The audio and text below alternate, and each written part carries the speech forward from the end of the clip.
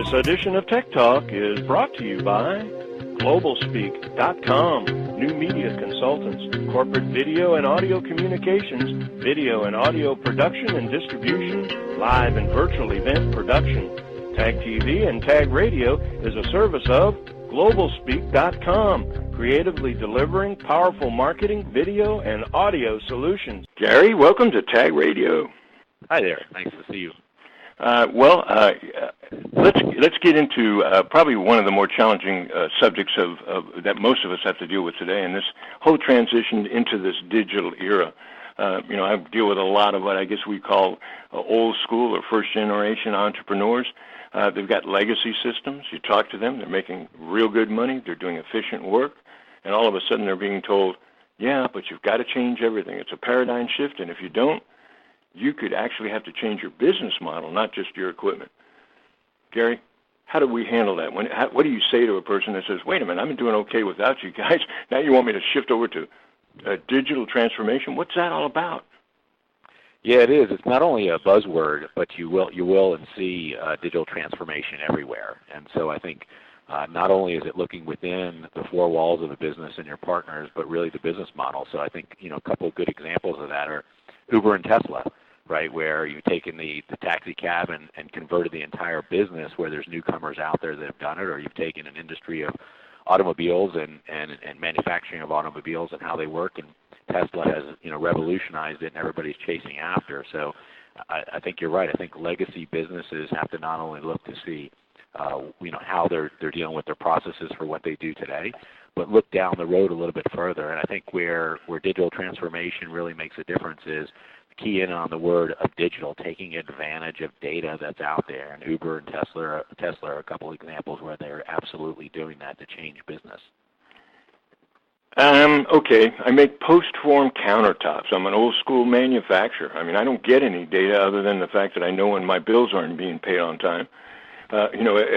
What do you do then? I mean, let's talk a little bit about how do you face the reality of taking a business and converting it to a digital transformation, and then can you actually create an environment that isn't conducive necessarily to innovation to become an innovator? How does that happen?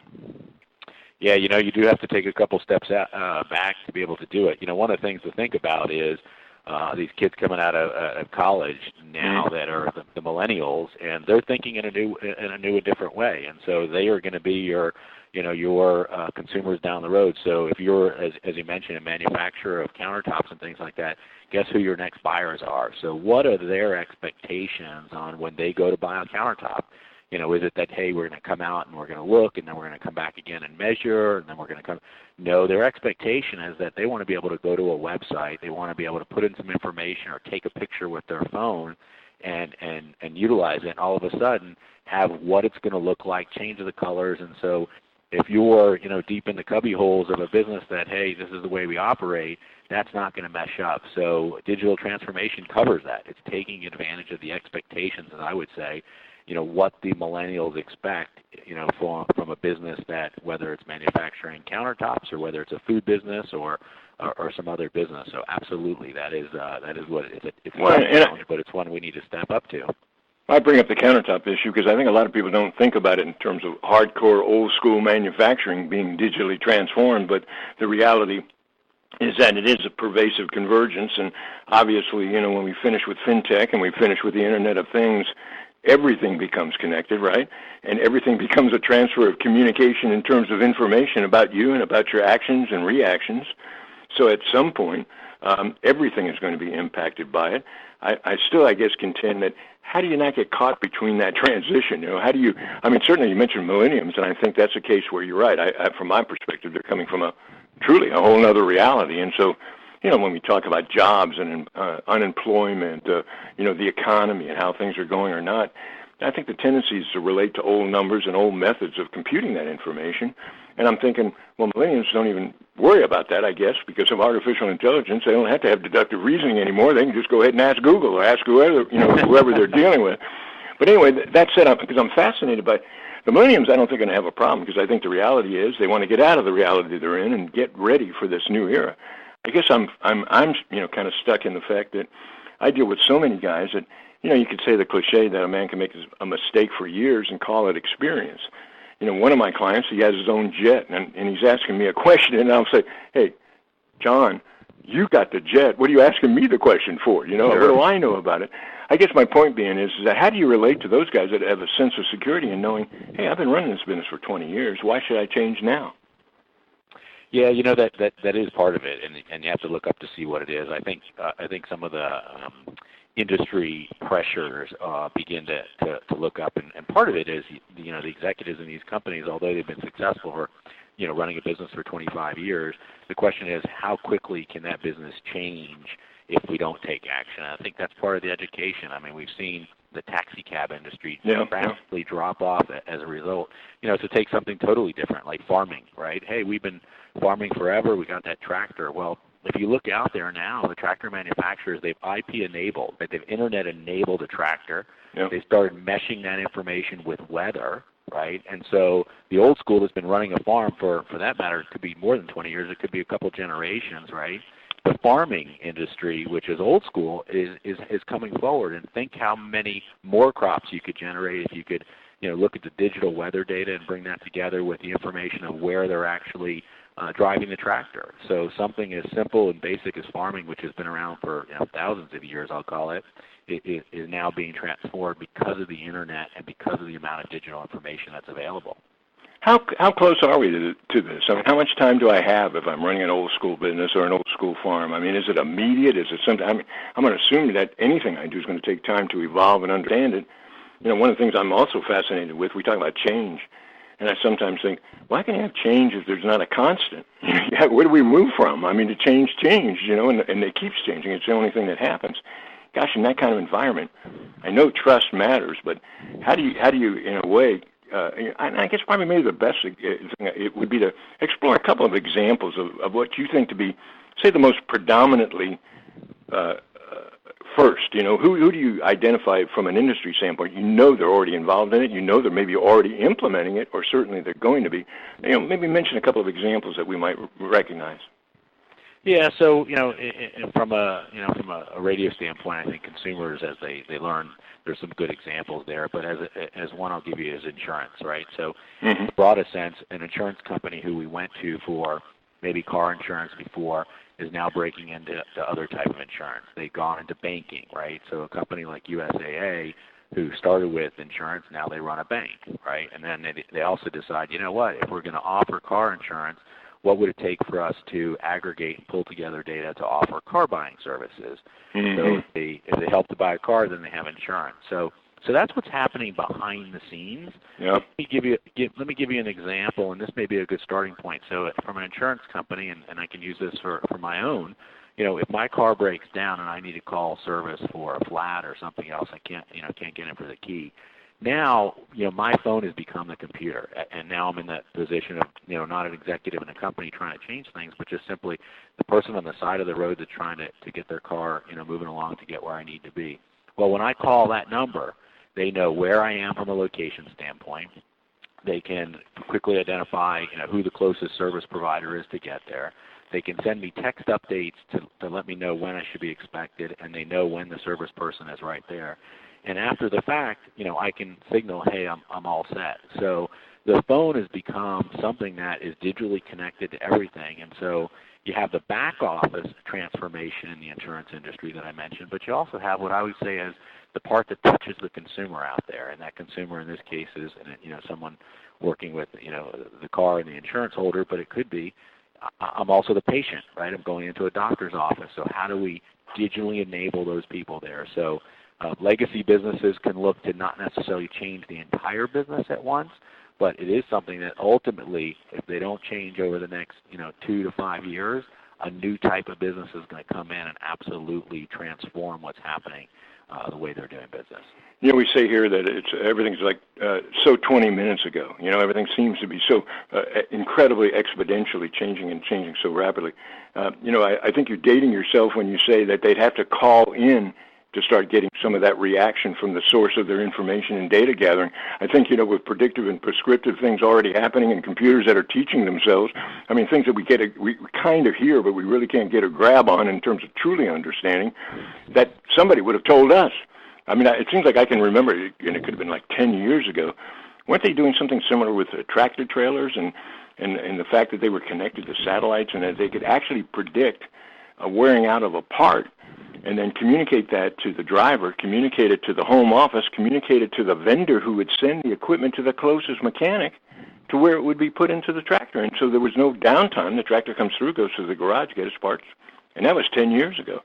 So I guess, again, where I'm going is that there's that other aspect of this artificial intelligence aspect of it that says even after we transform, it's kind of like how do you operate in a sense? Can you even begin to operate from an old school business plan? And I guess the bottom line of it is the business models are going to have to be addressed as well as just the technology's enhancement, capability, speed. Opinion on that? I mean, you mentioned a couple of years.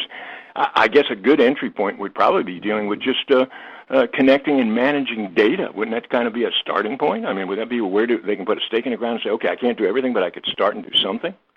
Yeah, that's exactly right. And I think your example, for tracking and moving parts from 10 years ago, that would have been a very expensive, high bar proposition 10 years ago. Yeah. But with the availability with technology and as you're mentioning, data, now it's every business, and the bar is dropping down. So the question is, what's your approach? How do we get in there? And you're exactly right. Which the first thing that is common across all of these things for digital transformation is access to data. Forget about the current boundaries of where data is held in a silo of some application or something like that. But if you can begin to break down those silos of information and say, what if we could combine data from here and data from there and bring it together, what would that enable to do to my business? And again, it doesn't have to be necessarily all at once the entire business model, but you can jump in and say, what if I app enabled, or what if I brought together these two pieces of data? How would that change the way my customer, my consumer, my patient, my partner would access that information? And so those are stepwise to be able to do it. But it requires a mindset change as well, right? You need to be able to sort of blue sky and say, if I had no boundaries and I had access to all kinds of data, how can I better serve my customer, my partner, my patient? And so it does take some of that blue sky thinking. Yeah, but I guess it's a case that the line says that if you know the facts, you have no decision. I mean, if we could have a time, I'm a first-generation entrepreneur, I'm running my business, I'm already successful. How do they break away from that reality and spend some time enough that you can? I mean, I'm going to guess Liaison's perfect name. I'm assuming that one of the things that you help to do is kind of get people in that right mindset so that they can see something like what's it going to look like a couple of years down the road if you do it, and even worse, what's it going to look like if you don't do it? I mean, do you get into that kind of predicting, or do you just kind of stay with the facts and let the guy make his own, or the person make their own choice as to the next step that they're going to take? Yeah, I think I think artificial intelligence is one of those buzzwords out there that we're working through. And many years ago was very complex. Now it's gotten a lot easier. I think the computers can help to synthesize that data together, but there's nothing that's going to replace an expert, a doctor, for instance, or someone that's a data scientist. They're still going to have to play the part. But what you're doing now is, if you can get that access to data, which is something, as you mentioned, the word liaison, we liaise from different sources and bring it together.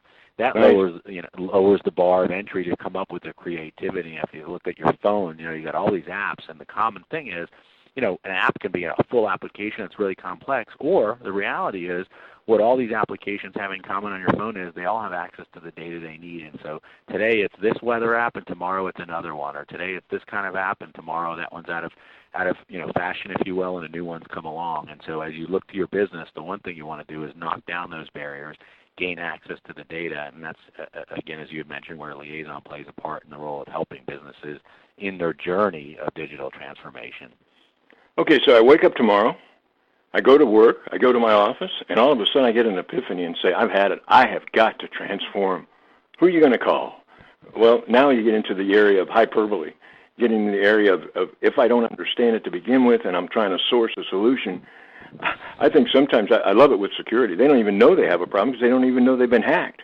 Well, in this particular case, I mean, I'm going to guess that unless you really embrace and understand what this evolution is happening and how quickly and how inevitable it is, epiphany or not, how do you, where do you go? How do you get started? And I guess really, I'm going to assume there's got to be what we would in the old school have said a unique competitive advantage to why I would want to deal with a Liaison. Share with us, I guess, a strong selling point that would say, okay, I've got it. I got to figure out somebody to help me. I need a trusted ally and a partner that knows what I'm doing. I'm going to call Gary. Gary, what's your special sauce? I mean, what's the unique selling proposition that you guys got over the other messages that are coming at me seemingly unended? Sure. Well, Liaison does one thing really well, and that's we provide the integration and the data management, and we do it with experts behind the scenes as a managed service. So we find the data that you need access to, we transform it, and then we let companies focus on their differentiation. They know what their customers want. They know how best to do it, but we provide the access to the data. And when you talk about a secret sauce or a special sauce there, we have a bunch of patents, and it's all about the underpinnings of data itself. And so we stick to what we do best, and that's how we help companies regardless of the industry or geographic location for them. One of the things I believe strongly is when you run into a disruption, it's not the end, it's only the beginning. In terms of what, we can talk about Uber or any of the other Netflix and compare it. I love all the analogies because they're really easy to understand when I don't understand all the other things that are going on. A giant transportation company that doesn't have any cars or any trucks or anything. That kind of thing is kind of hard for me to, an old school kind of thinker, an old business model kind of thinker, to kind of consider how can you do that when you don't have the touchy material things that always went with it. I think probably, to me, one of the messages we can send out to the people that we're talking to today, many are more technology professionals, and maybe they are manufacturing and operators, and certainly CIOs and CTOs. Bottom line, I think performance matters, I think reputation matters, and I think sincerity and honesty and being able to really, really look at the problem and give me actionable solutions. I mean, I don't have even the time to find the solutions, no less to address them. I think that's what I hear so much about what you guys do and do so well. Hey, Gary, we'd love to have you back. I think this, as I mentioned, is only the beginning. As we progressively go down the road, it's going to hybrid, and there'll be more things that will be going on that it's sort of like when Netflix hybrids with Uber. What are we going to have? I don't know. It won't be a drive-in, right? I'm not sure what we would call it. But the point is it's a crazy but an exciting time. Certainly, it's great to be able to have resources, especially guys like you that are here relatively right around the corner that we can go to for help. Hey, thank you for taking time out of it. I got to believe a really exciting but busy schedule, and for joining for a little bit of talk today on Thai Radio. Well, great. We appreciate the opportunity to join you today on this. And again, we're in Atlanta, so we're in everybody's backyard here. And if anybody wants to reach out, I'm happy to help them and blue sky some ideas as they take their digital transformation journey. Our website is liaison.com. That's liaison.com. And my email is gpalgon@liaison.com. So I look forward to meeting and hearing the challenges organizations deal with around this.